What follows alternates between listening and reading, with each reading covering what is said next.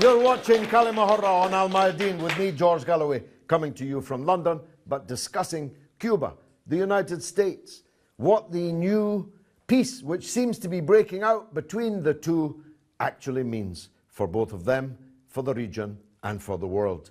Bernard Regan is one of the leaders of the Cuba Solidarity Campaign, one of the very best of such campaigns operating out of London. Bernard, what do you say? George, well, first of all, congratulations on the programme. I'd say a couple of things. Firstly, in terms of the United States, what we're seeing is a move towards a re-establishment of diplomatic relations, not an ending of the blockade. I think it's very important to say that because that has to be ratified by Congress. And as you know, Congress has been very hostile both to his positions on Cuba and indeed his attitudes on Iran. So I think it's still an open question how far these changes will go. The second thing is in terms of what will happen should positive relations be established. I think one of our centres of our campaign has been for the right of Cuba to determine its own future. So I think it will be very much a debate that is going on already in Cuba that will develop in terms of how they respond to that situation. But currently, I think it would be premature to say we've seen peace breaking out. Indeed, if you also look at the Republican candidates for the presidential election, you find a great deal of hostility still there. People like Marco Rubio, people like others, Jeb Bush. What's Jeb Bush's position? Exactly, it's exactly the same. He says that Obama is actually giving in to shaking hands with the devil and that this is not something that he would wish to see were he to be president. So I think we have to be extremely cautious about how far these changes will bring about a real change in relationships between the United States and Cuba. That caveat made, and it's an important one. What's the response inside Cuba? If there's opposition in the US to the deal, is there any opposition within the political class in Cuba to it? What kind of anxieties are there in Cuba about what the implications of an eventual end of the embargo might be? Well, Josefina Vidal, who's leading the Cuban side in the discussions with the United States of America, has made very clear that there are two real issues which they want to see addressed in order to reach a successful outcome. The first, as I've mentioned already, is the blockade. And the second, which is a real important indicator of United States change of attitude, is their withdrawal from Guantanamo and the return of Guantanamo to Cuba as a sovereign part of Cuba itself. And those... Just explain to our viewers how Guantanamo comes to be a torture camp owned by the United States. Yes, it's a long story. It goes back literally to the end of Spanish rule in Cuba in the 1890s, when the United States invaded in order, as they had done for actually many, many decades, wanted to take Cuba into the United States orbit and become part of the United States, in fact. And the intention when they invaded Cuba was, as I've said, to impose a proconsul, somebody who would rule on behalf of the United States. And as part of that agreement, they laid down all kind of restrictions on what Cuba could do.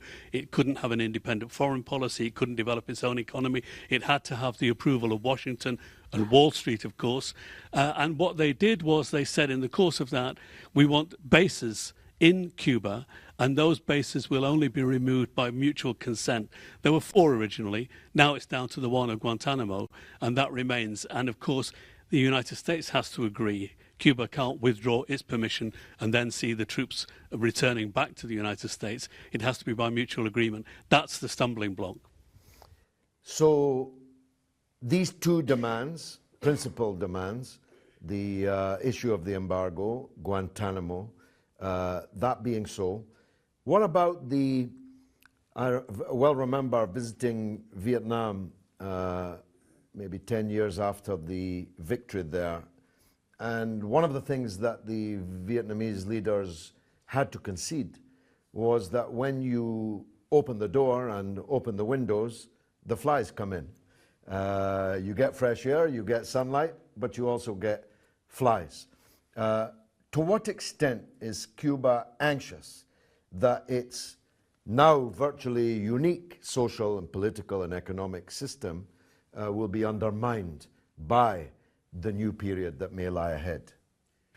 Well, I think First thing to say is that as far as Cuba is concerned, they draw a very sharp distinction between the government of the United States of America and the presidents and the administrations that have been operating this blockade and the people of the United States of America. And there is no animosity towards the people. And I think that's been something which has been well understood. And if you go to Cuba, not only do people have family in the United States of America, but they have a very positive sense of relationship with the American people. So on that side, on a very kind of personal, social level, tourism and so on, that's not going to be problematic.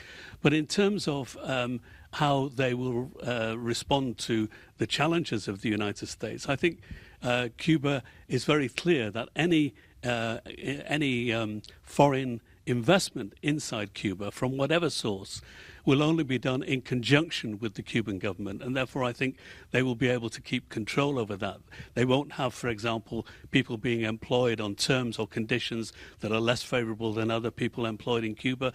They won't allow health and safety to be ignored. They won't allow the social gains that you mentioned at the very beginning, like health and education, to be in any way diluted. So I think they will keep a very strong control over that overall framework. But within that, as you've suggested, there will be changes, and there are already changes taking place, some of which are to do with the independent economy, the private enterprise, if you like, self-employment, where what they are doing is they're bringing that within a legalized structure, ensuring that they can tax people earning money in individual employment, in self-employment, so that they can contribute to society and ensure that the gains that have been made in those areas I've spoken about will be retained.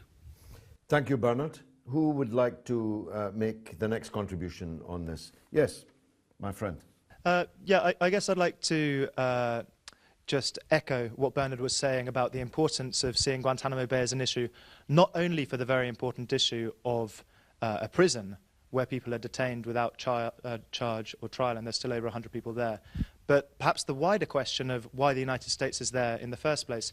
And I think reading the press in the United Kingdom, from the right-wing corporate press, the BBC, and also the liberal press, what amazes me is that the issue of the fundamental illegitimacy of the United States illegally occupying Cuban land almost never comes up. And I'm a filmmaker and a journalist, and I've been living in Cuba for the last 3 years.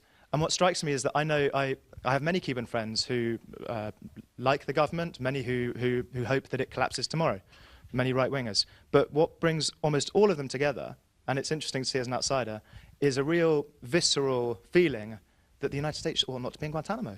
And if you go to Guantanamo City, which is about 20 miles from the naval base itself, people say that they've no right to be there, that they occupy the finest part of the province. It's no coincidence, for example, that Guantanamo is the poorest of all Cuban provinces, because it hasn't been able to develop. It's an incredible place that could be used for port facilities, trading with the rest of the world. All of this economic development has been impeded by the US's presence at Guantanamo, and I think that ought to be highlighted more in the political debate in the UK, for example. And the name of Guantanamo, which ought to be and is a beautiful name, has become a kind of curse around the world because of the use to which, in the last more than decade now particularly, to which the United States has put it. People are tortured there. They are killed. They've died there. They're taken in shackles and drugged and kidnapped from around the world and taken there. This must be very hard for the Guantanamera to accept. Yes, absolutely. I mean, speaking to historians in Guantanamo and people you bump into in parks and on the street, there's a sentiment that runs through society, that runs through lots of people I spoke to in Guantanamo, which is that, yeah, the name of the city and the province has been sullied. They don't want to be associated with torture and rendition, waterboarding, yet they've become so. So it's difficult to overstate the psychological scar, if you want to put it that way, that has been left because of that. Very interesting. Anyone else? Yes, gentlemen. First of all, it is very good news that America and Cuba are started the friendly relationship. But the thing is that why they have been occupying Guantanamo for 50 years. I mean, they are like big brothers to everybody in the world. And not only in Guantanamo Bay, but also in the Iraq, in the Camp Liberty. This is also a prison in disguise, just like over there.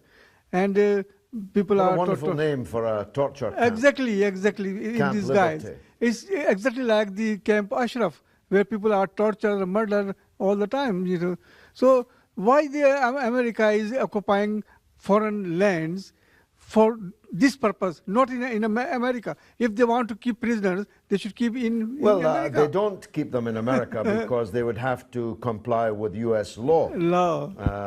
And therefore, they have worked out this wheeze of kidnapping them and taking them to foreign prisons where they can torture as they wish.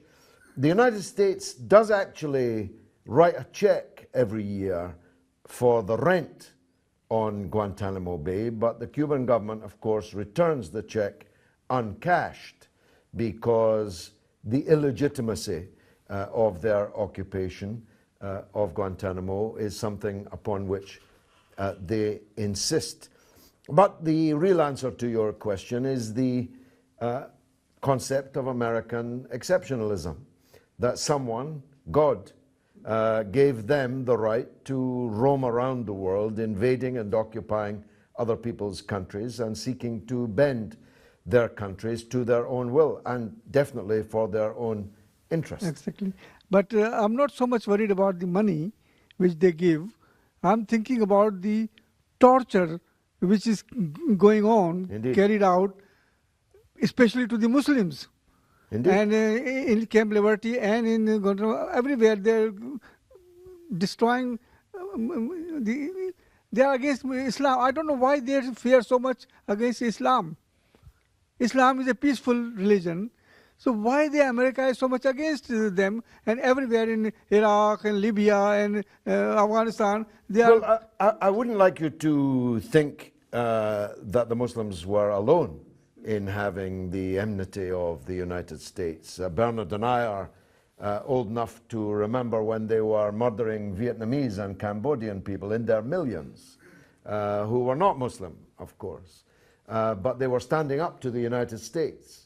The United States murders people who stand up to them, whether they're Muslims or not. As it happens, most of the people being murdered today are Muslims. But in my lifetime, that has not always been the case.